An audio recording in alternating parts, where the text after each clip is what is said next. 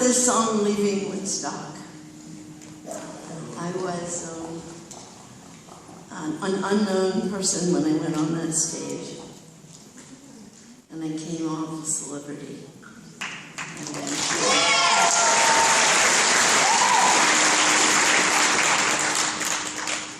We were, well, I had been in England writing a film score, and I kind of hoped that my career would take that turn, because I really didn't like being in front of people and the target, and you know, I didn't really want to be a celebrity. I wanted to be in the Peace Corps, really. And then I met my husband, who was a record producer, and he would always say, "Melanie, you don't know who you are." And he was right. And then I was in England doing this film score, and somehow I had asked months before, can I be at this Aquarian exposition? Because it sounds like me, you know, 3 days of peace, love, and music. I pictured a pastoral scene with picnic blankets. There were going to be arts and crafts, and I could do some shopping. And I thought, that would be nice, you know, do that.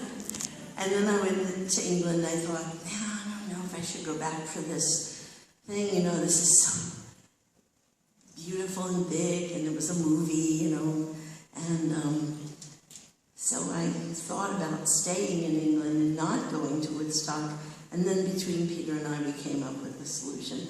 I would go back, he would stay in the studio, I'd do this little, you know, thing, and then I would come back. Well, it didn't turn out to be such a little thing. It was a really big thing. My mom picked me up. We drove up and hit some traffic. It must be an accident. It's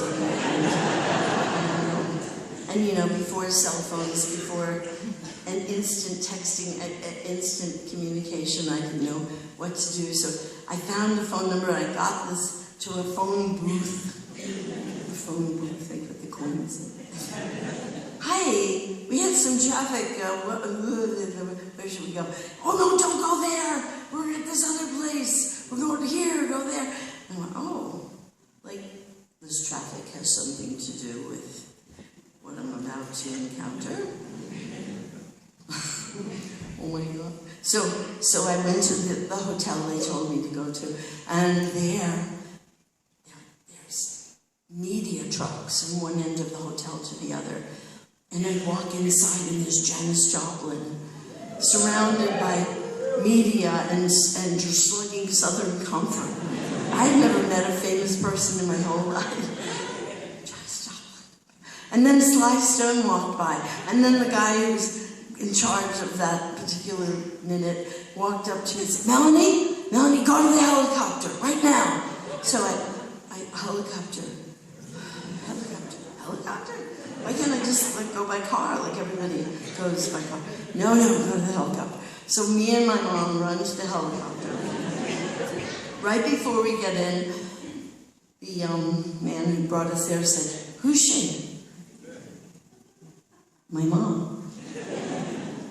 I didn't even have the sense, you know, he said, no moms. We're not doing moms.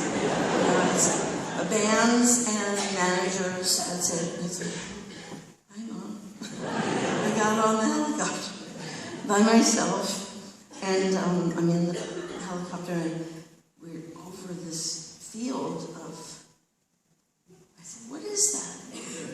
What's that stuff? What's that growing down there? He said, that's the people. No. Can be people, there's miles of them. And then he pointed to that football field-sized stage. I can't get on that. That's way too big. I had never sung before more than 500 people in my whole life. And there I was. So they led me to a little tent with a dirt floor and a box. And every once in a while, someone would come up and and say, "You're on next." Oh my God, oh my God. And then I would say, "Never mind." And this happened all day long. The terror mounted to the point where I was in such fear, and I developed this deep bronchial cough. Demons were coming out of me. And someone came to my tent and said, "Joan heard you coughing and thought you might like this," and presented me with a pot of tea. Joan Baez. Oh my God. She was my idol, and here she was. That was my Woodstock moment. For the rest of the time, I was in terror, and I sensed this was the biggest thing that was ever going to happen in the universe. But I was terror, total terror, until that tea came, and then the night descended, and it started to rain. Everybody's going to go home. Of course they're going to go home. It's raining. I mean, they're sensible people. They're going to go home, right? And I'm in this reverie of, yes, things will be just like they were. And I will go back to England and I'll work on the film score. Maybe I'll join the Peace Corps. And then he said, "Now." And it really was the moment. And I walked the plank. It was a plank. It was one of those bouncy bridges with ropes on the side. I left my body. I didn't join up until I sang "Beautiful People." And then they had made this announcement that Hog Farm was going to pass out candles to keep the rain and the thing and keep us dry. And I was absorbing these words, but I wasn't really hearing them. And then I got on stage, and I came back to myself, and I watched the hillside light up with candles, and I watched them come toward me like fireflies. And I felt this incredible surge of human power and connectedness, and I've never been the same. I became Melanie.